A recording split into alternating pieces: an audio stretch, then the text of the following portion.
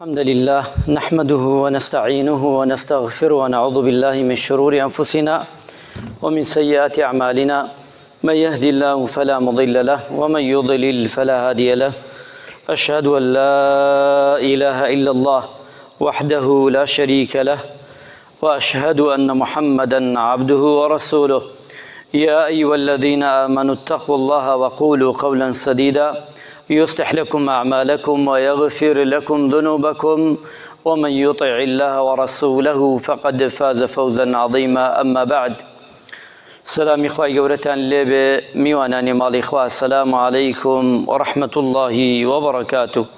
داو كارين لپروردگار باراني برحمت بباريني بسر همولايك من دا زيومان خاكمان ظلمان بشوريتوا بآوا باككي پروردگار لأسمانو كدي باريني بيت رحمة ومهرباني وبيت خير ورزق بو همولايك من إن شاء الله تعالى. إيمان داراني خوشويست لو تاري أمرودا باستي أودا كين توانين دو فقر نايو بنين يكلوانا أو يكوال شوي إسراء ومعراج دا چي ريزيك نيرا ولا پیغمبري خوا صلى الله عليه وسلم و پیغمبری خواه صلی الله علیه وسلم آگدار ما نکاتوا لهنده آکاری خراب و لهنده کشتی چاک و باش به دستی پی و بگرین بکورتی لخدمتی جناب تانا باز دکین. روداوی اسراء و معراج گورترین روداوه لجیانی پیغمبری نازدار صلی الله علیه وسلم و گورترین دا صلاتی خوایا لسر زویده هتا قیامت بو مسلمانان و غیر مسلمانان. لقرآن دا ما جکرا و كسورة بناوي إسراء و خواهي پروردگار جل جلاله آما جي پی کردوا ولا چهنا آيتي تر و سورتي تر باستي کردوا. سبحان الذي أسرى بعبده ليلا من المسجد الحرام إلى المسجد الأقصى الذي باركنا حوله لنريه من آياتنا إنه هو السميع البصير. كاتي سرزوي ناخوش بو بپیغمبر صلى الله عليه وسلم باسمان كردو أما بكورتي لخزمتي جناب تانا باسي دكين لشواني هيني عندو شم بستو حوتي رجب صالي دوانزي پیغمبر آيتي عليه الصلاة والسلام واتا لو كاتدا لتمني پنجاو يك صالي دا پیغمبر إخوة صلى الله عليه وسلم إسراء ومعراجي بيكراوا كواتا برو آسمان خواهي قورا دعوتي كردوا. اگه تماشا کن پیغمبری خواه صلی الله علیه وسلم لصالی دی پیغمبر آیتی لدوای اوی که ابو طالب لدوای او خدیجه خیزانی لدوای اوی که عام الحزنی پیالن لدوای او طائف امنا خوشانها تسریدا کمامی و پاشانش خیزانی و پاشانش چوب طائف و ابو بردبارانیان کرد خوێناویان کرد پێغەمبەری خوا صلی الله علیه وسلم. پێغەمبەری خوا زۆر دڵی تەنگ بوو، خۆشەویستانی نەما و کافرەکانیش زیاتر ئەزیەتیان ئەدا خۆی و یارانی خۆی و ئەسحاب و یاواران. ئەمجا خوای متعال جل جلاله ئەمری کرد هەموو مەلایکەکان ئامادەکاری بکەن. جبریل بچۆ بۆ سەر زەوی پێغەمبەری خوا دەعوەت کە بۆ ئاسمان. ڕێزی هەموو مەلایکەکان تقديم و پیشوایی یعنی پیشکشی پیغمبری خواه صلی الله علیه وسلم کرد لآسمان هتا گیه لای خواه متعال جل جلاله. خواه پروردگار ریزی کی لپیغمبرنا بچی ایمان داران. یکم همو ملائکه کان خواه گورا اگاداری کرده و لآسمان یکم و هتا حو طبقی آسمان حتى عند سدرة المنتهى همو ملائكاني اقدار كردوا استا خوشويستيكم ديت بولام. اوج نشانه اوه ايمان داران كسيك ولله المثل الاعلى كسيك خوشويستيكي بيت بولاي حتى اويك لغلايتي هموي اقدار كاتوا الصبيني كسيك دي بولام. بو اخواي متعال جل جلاله همو ملائكة كاني اقدار كردوا او پیغمبری خواه صلی الله علیه وسلم محمد خوشویست مدیت یکی لپیغمبرانه لسر زویده دلیان عاجز کردو ابی و ریز و تقدیر یکی جوان و ریکی لی بگرن. بویا جبریل علیه السلام ناردی بلای پیغمبری خواه صلی الله علیه وسلم او جبریلی که وحی پیا انیره هات لای رسول الله صلی الله علیه وسلم حیوانی کان هنا که براقی پیالن. زور جار امام خۆمان ئەوەی کە ئیمانمان کزە ئەڵین لەوەیە خەتەرە بێتە دڵمانە بڵین چۆن لە شەو کە شەوێک بڕواتە ئەوێ بچێتە ئەو ماڵە پیرۆزانە بچێتە ئاسمان و بگەڕێتەوە لە سیرا هاتووە لە ژیانی پێغەمبەر هاتووە جێگاکەی جارێ سەرد نەبووتەوە. باسەکەن ئەم بوراقە لە یەک چریکەدا کە بوراق ئەمە نەپەلێ یعنی چاوپورتکانێکە مەسافەیەکی یەکجا زۆر دەبڕێ. ئەو مەسافەیەش کە باسییان کردووە زانایان. دوایەوە کە ئەمە تەقدیم کرا بۆ پێغەمبەری خوا صلی الله علیه وسلم، لەگەڵ ئەمەشدا پێغەمبەری خوا صلی الله علیه وسلم لە ئیسرا و میعراجدا دڵی پاکراوە پێشکەوەی بچێتە دیوانی خوا. پێغەمبەری خوا صلی الله علیه وسلم لە ژیانی خۆیدا سێ جا دڵی پاکراوەتەوە. سێ جا، یەکێ لەوانە ئیسرا و میعراجە، یەکێ لەوانە لە تەمەنی منداڵیدایە، یەکێ لەوانش کە کاتی وەحی بۆ هاتووە. ئەم سیانە کە پێغەمبەری خوا صلی الله علیه وسلم کە دڵی پاکراوەتەوە لەو سێ شوێنەدا، واتە لەم سێ شوێنەدا پێغەمبەری خوا صلی الله علیه وسلم دڵی پاکراوەتەوە، واتە خۆمان بڵین فتح سەدری بۆ کراوە بە قسەی ئێستا ئەگەر جایز بێ و لایق بێ. پاشان ئەمە لەکوێ پێغەمبەری خوا صلی الله علیه وسلم دڵی پاکراوەتە؟ لە پاڵی ماڵی خوادا جبریل عەلەیهی سەلام بۆی شۆردووە. پاشان ڕۆیشتووە ئەمجا نوێنەری هەموو پێغەمبەرانی تر کردووە، نوێژی کردووە. ئەمەش پلەپایەکی ترە بۆ پێغەمبەری خوا صلی الله علیه وسلم. یعنی پێغەمبەران هەمویان پێغەمبەری نازداریان صلی الله علیه وسلم پێش خستووە بۆ نوێژەکەی کە ئەنجامی بداوە نوێژیان بۆ بکات. و پاشانش جبریل عەلەیهی سەلام کاتێک چووە ئەو ماڵە پیرۆزانە و ئەمجا بەڕێ کەوت کە مەکە و مەدینە و کە ئەقسایە و لەورە شۆ کە چوو بۆ ئاسمان، جبریل عەلەیهی سەلام لەگەڵایەتی و دەیبات. پێغەمبەرانی هەمووی بینی معلومی جەنابتانە زۆر جار باس کراوە، پێغەمبەر ئادەم، یەحیا، عیسا، یوسف، ئیدریس، هاڕون، موسا، ئیبراهیم، ئەمە بە هەموو ئاسمانەکانە پێغەمبەری خوا تێپەڕ بوو. هەر ئاسمانێ پێغەمبەریان دوو پێغەمبەری بینی سەلامیان لێ کرد و جوابیان نەداوە و دوعای خێریانە کرد بۆ براکەیان کە پێغەمبەری خوایە صلی الله علیه وسلم. و پاش ئەمەش چووە بەیت المەعموور. پاش ئەمەش چووە بەیت المەعموور. بەیت المەعموور چییە؟ کە حەوت تەبەقەی ئاسمان تەواو دەبێ، ماڵێکە وەک ماڵەکەی خوا لەسەر زەویدا کە مەکەیە. ئەم ماڵەدا نراوە بۆچی؟ بۆ مەلائیکە تەواف دەکەن بە دەوریدا، تەواف دەکەن بە دەوریدا. پێغەمبەری خوا صلی الله علیه وسلم ئەفەرمێ هەموو ڕۆژێک پرسیاری کرد لە جبریل، ئەی جبریل ئەمە چییە؟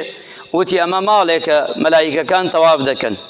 ئەمجا وتی پێت بڵێم ئەی محەممەد عەلەیهی الصەلاة وەسەلام، پێت بڵێم ئەم ماڵە یەدخول كل يوم 70,000 مەلەک، هەموو ڕۆژێ 70,000 مەلایکە دێت بۆ ئێرە حتا قیامەت تەواو دەبێ. ئەو مەلایکانە بریان ناکەوێت دوو جار سەرێکی تر بێنەوە تەوافێتر بکەن. ئەمەنە زۆرە مەلایکە. یعنی ئەندازەی مەلایکە چەنە ئێمە نازانین. لەم حەدیسا بۆمان دەرئەکەوێ زۆر زۆرە مەلایکە. یعنی تو 70,000 کە تۆ یەک ڕۆژ دێن مەجالیان نییە هەتا قیامەت کە سەرێکی تر بێن تەوافکەن. ئەمەنە مەلایکە زۆرە. فكان قاب قوسين أو أدنى قي حد نهاية ولا إخوة متعال جل جلاله. جبريل وراه راوسته عند سدرة المنتهى لو شو ندا كوتيانا في مولط التتايرية يك لوي كالرياض قردن لبيغمبري خوا صلى الله عليه وسلم زياتر مولط دراو ببيغمبر بشيت السروا كشوت السروا ولا إخوة متعال جل جلاله نزقي إخوة پروردگار بوتوا کەوتویانە ئەم بوراقە سێسەد لە یەک چاو پرکانێکە. چاوت بکەرەوە دای مەخە، یعنی چاوت ئاوا بکەرەوە کە دایەخەی فریان ناکەوی چاوت کەیتەوە. ئەو بوراقە 300,000 کیلۆمەتر دەبڕێ لە چاو یەک پرکانێکدا. ئیشی خوا وایە. ئەم حیوانەی کە ناردی بۆ لە پێغەمبەری خوا صلی الله علیه وسلم بۆیە لەو شەدا زۆر ئیشی خوا زۆر جوانە. لەوە زیاترش وەک ئیمامی ئەبوبەکر ئێمە ئەڵێن ئیمانمان پێیەتی. کاتی خوای متعال جل جلاله ئەمە بە کورتی بوو کە ڕێزگردنی پێغەمبەر صلی الله علیه وسلم مەلایکەکان لە خزمەتیە و جبریل هاتووە و دوایەوە تەقدیم کراوە بەلای خوای متعال چەند خاڵێک بوو لەوەی کەوا ڕێزگردنی پێغەمبەری خوا صلی الله علیه وسلم. بەڵام پێغەمبەری خوا صلی الله علیه وسلم چی هێنا بۆ ئێمە لەوێ؟ هەندێشتی هێنا بێ ئینسانی ئیماندار وریا بێ و هەندێشتش پیشاندرا بە پێغەمبەر صلی الله علیه وسلم ئەوش ئەوەیە ئینسان ئەبێ هەر وریایی بێ. پێغەمبەری خوا صلی الله علیه وسلم ئەوەی کەوا لەوێ پیشاندرا ئاگری دۆزەخ خوا پەنامان بدا و بەهشتی پێ پیشاندرا. جبریل بە جبری وت ئەمە چێ؟ وتی ئەمە بەهشتە، ئەوانەی چاکە و چاکەکاری دەکەن کۆتاییان لەیرایە و هەتاییە لە ئومەتەکەی تۆ لە هەموو خەڵق. ئەوەیشی کە خراپە دەکا ئەمە دۆزەخە و ئەچ ناو ئەم دۆزەخەوە خوا پەنامان بدا. کۆمەڵی خەڵکی تری بینی یەکێکی تر لەوانە ئەوانەی کەوا بە دوای عیب و عاری خەڵکیا دەگەڕێن ئیماندارن. خەڵکانێک بە دوای عیب و عاری خەڵکیا دەگەڕێن و ئیشیان هەرەمەیە خوا پەناماندا. ئەفەرمێ بەلایەنە ڕۆیشت پێغەمبەری خوا صلی الله علیه وسلم فەرمووی ئەی جیبریل ئەمانە چێن؟ وایان لێکرێ. ئەمانە چیان لێکرێ؟ ئەمانە ئەفەرمێ جبریل عەلەیهی سەلام ئەمانە ئەوانن کە ئەفەرمێ الذین یەکولون لحوم الناس ئەوانن کەوا چیەکەن؟ خەڵکی ئەجاون یان خەڵکی عیب و عاری خەڵکی ئەکەونە دوای و باسی خەڵکی دەکەن. ئەمانش ئەوەن کە نینۆکیان لە مسە چیەکەن؟ ئەو کاتە کە دەم و پلی خۆیان داڕزێنن کە لە دنیادا سنگی خۆیان داڕزێنن. جبریل فەرمووی ئەمە هەتا قیامەت ئەمە ئیشەکانیانە، چونکە لە دنیادا بە دوای عیب و عاری خەڵکیا کەوتن، لە قیامەتیشدا ئەمە پاداشتەکەیانە. ئەبێ وریا بن ئیمانداران زبانی خۆمان بگرین بە لەم کۆمەڵە ئێمە نەجاتمان بێت. دووەمیان ئەفەرمێ ئەوانەی کۆمەڵێکم بینی هەندێ گۆشتی جوان و باش لە بەردەمیا بوو، دەستیان وە بە هەندێک گۆشتی دوو لە ڕوو جەنابتان گەنا و بڵێن خراپ دەستیانە برد بۆ خراپەکە بۆ باشەکە نایان برد. وتی ئەی جبریل ئەمانە کێن؟ وتی ئەمانە ئەو کەسانن لە ئومەتەکەی تۆ کەوا حەڵاڵ ها لە بەردەستیانە دەست ئەبەن بۆ حەرام، لە گۆشتە مردارۆکە و پیسەکە ئەخۆن، یعنی خەریکی حرامن، دەست بۆ حرام دەبن، حەڵاڵ ها لە بەردەستیان شو دەستی بۆ نابن یان خۆیان لە حرام دوور ناگنەوە. سێمیان فەرمووی دایلا بە کۆمەڵێکی تری بینی پێغەمبەری خوا صلی الله علیه وسلم. ئەم کۆمەڵەش ئەوە بوو بینی هەندێ ئافرەت، ئەم ئافرەتانە سەر و خوار لێشکراونەتەوە بە ممکیان هەڵواسراون. فەرمووی پێغەمبەری خوا صلی الله علیه وسلم ئەمانە کێن؟ ئەی جبریل؟ جبریل فەرمووی ئەمانە زیناکاری ئومەتەکەی تۆن، هەتا قیامەت ئەمە عەزابیانە و ئەشکەنجە دەرێن، چونکە بۆ زینایان کردو. خوا پەنامان بدا و پەنای هەموو ئافرەتانی ئومەتی پێغەمبەر بدا عەلەیهی سەلات وەسەلام. یەکێکی تر لەوانە ئەوانن کەوا ئەفەرمێ ئەو کەسانە خەڵکێکی تری بینی ئەم کەسانە بۆ نمونە لێویان دەکەنەوە، ئەم لێوانەیە کە بە ئاسنینێک دەکەنەوە و چی ئاگری تێەکەن، لێوی بان و خوار بە ئاسنیە دەکەنەوە و ئاگری تێکەن. پێغەمبەری خوا فەرمووی جبریل ئەمانە کێن؟ فەرمووی ئەمانە ئەوانن بە زوڵم بەستەم ماڵی هەتی و ماڵی خەڵکی داگیر ئەکەن و حەقی خەڵکی دەخۆن. ئەمانە لە قیامەتە دەمیان بە ئاسنین بە دوو چڵی ئاسنین دەکەنەوە و ئاگری تێەکەن، چونکە لە دنیادا تێریان نەخواردووە. ئەبێ ئینسانی مسلمان خۆی بپارێزێ. ئەمە کۆمەڵێکن لەو کۆمەڵانەی کە ئینسان خۆی بپارێزێ. ئەی خەڵاتی پێغەمبەری خوا صلی الله علیه وسلم بۆ من و تۆ چییە؟ خەڵاتی پێغەمبەری خوا صلی الله علیه وسلم بۆ من و تۆ چییە؟ لە دووە متارە ئینشاءالله باسیەکەن. خوای گەورە ڕەحم بە مولایەکمان بکە، عاقبەت خێرمان بکە، خوای هیدایەتی مولایەکمان بدا، ئیصلاحی مولایەکمان بکە. ئامین ئامین والحمد لله رب العالمین. اللهم آمين والحمد لله رب العالمين. الحمد لله ثم الحمد لله وما توفيقي ولا اعتصام إلا بالله عليه توكلت وإليه ينيب. أما بعد، ئەوەی کە خەڵاتی گەورە بێ لە ئیسرا و میعراج وەرمان گرتووە، ئێستاوە ئێمە دانیشتوین. ئەمەیە ئیمانداران، ئەم نوێژە جمعەی کە واجبە لەسەرمان نوێژەکانی تر، یەکێ لە حەرە خەڵاتە گەورەکانی ئومەتی پێغەمبەری خوا صلی الله علیه وسلم نوێژە. زۆر جا پێغەمبەری خوا ئاگاداری کردینەتەوە. یەکێکی ترش لەو خەڵاتانە خەڵاتی دوعایەتی کۆتایی بەقەڕەیە کە خوای پەروەردگار داوێ پێمان. بەڵام ئێمە زیاتر باسی نوێژ دەکەین. نوێژ ئینسان وا لێ دەکات ئەو ئینسانە بناغەی ئەستور بێ و وایشی لێ ئەکا ئەو ئینسانە کە دەستی پێوە بگرێ خوای گەورە عیبادەتەکانی تر سەرەخا بۆی. پێغەمبەری خوا فەرمێ ڕاس الئەمری ئەلیسلام وعەمود وەسەلا. ئەم دینە کۆڵگەی دین چییە؟ نوێژە. تۆ ئەگەر بینایە بکەی چەنێ سەقفەکەی باش بێ، چەنێ بنەکەی باش بێ، ئەگەر دنگەکانی باش نەبێ نە سەقفەکە فریاد دەکەوێ نە ژێرەوە فریاد دەکەوێ. ئەو خانیە ئەو بینایەکە ناوتە دەڕوخێ، ئێستاش نەبێ چەندەها ساڵی تر بدەڕوخێ.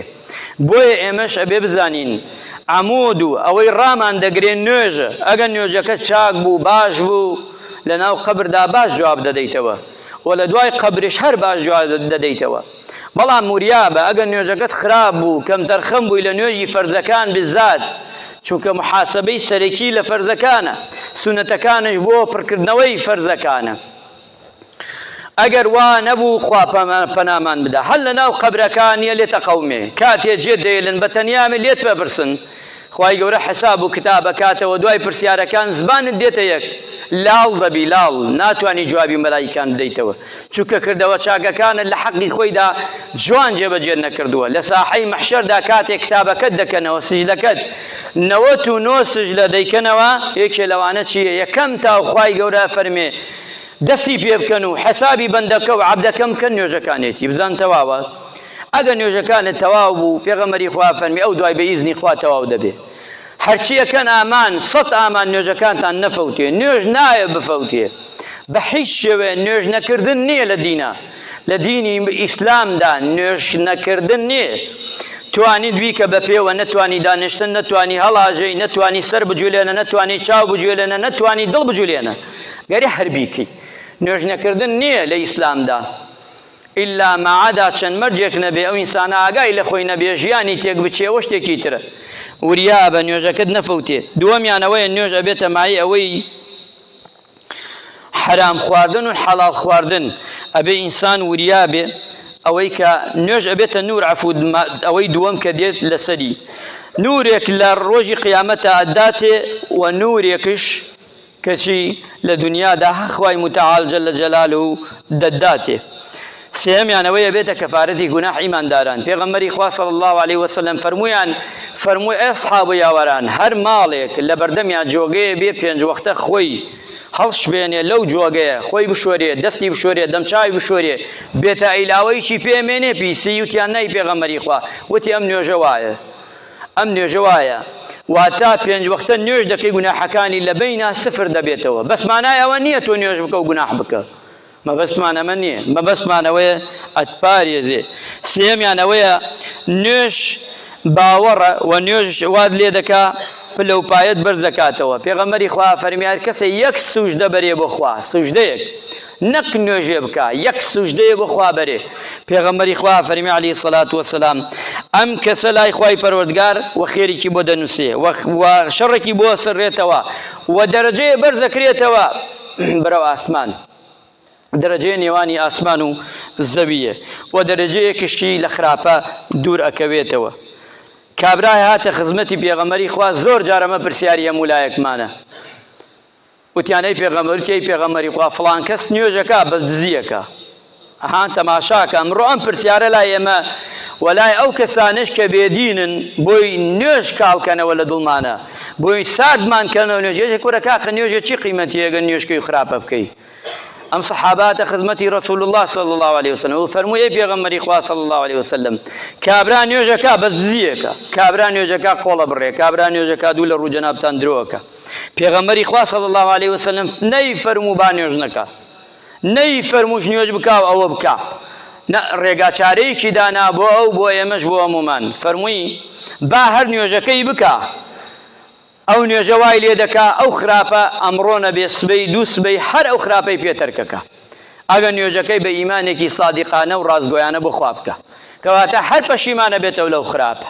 ئەبێ ئینسان ئەگەر نوێژی کرد ئەسڵ ئەوەیە چی بکات لە خراپە دووری کاتەوە و نوێژکردنش ئەوەیە ئەبێتە پلەبەرزی بۆ ئەو مرۆڤە و نوێژکردنش ئەبێتە ئەوەی من حافظ عليها كانت له نورا وبرهانا ونجا يوم القيامة وأبيت نوري بو قيامة وأبيت نجاة وأبيت نجاتي لقيامة دا نوێژ ئەبێتە قەڵایەک دەی پارێزێ و نوێژ دەبێتە ئەوەی کەوا خاوەنەکەی لە ناخۆشی و لە نەخۆشی دەپارێزێ کە پێغەمبەری خوا فەرمی عەلەیهی سەڵات وەسەلام و نوێژیش دەبێتە ئەوەی کە شفا بۆ نەخۆشی جەستەکەی و دەبێتە شفا بۆ شتی ترش بۆیە دەفەرمێت نابلیسی خوای گەورە تەمەنی باقی کە ئەوەی هات بۆ کوردستان قسەی خۆشیە محەممەد ڕاتب نابلیسی سووریە لە ئوردن دانیشێت ئەم پیاوە خوای گەورە تەمەنی پڕ بەرەکەت کە یعنی تەسەور کە ئەم پیاوە هەزاران خەڵک